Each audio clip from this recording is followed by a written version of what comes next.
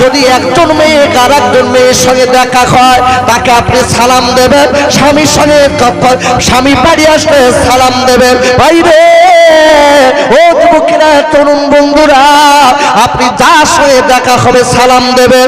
মুসলমান ভাইয়ের সঙ্গে দেখা হলে সালাম দেবেন, আপনার স্ত্রীর সঙ্গে সালাম দেবেন। বাবারা, আমার নবীর পাগল হযরত আলী রাদিয়াল্লাহু তাআলা আনহু প্রতিদিন আবু বকর হুজুরকে আগে সালাম দিতেন। হঠাৎ একদিন সালাম দিলেন না, আবু বকর হুজুর কাঁদতে কাঁদতে আমার নবীর কাছে চলে গেছে।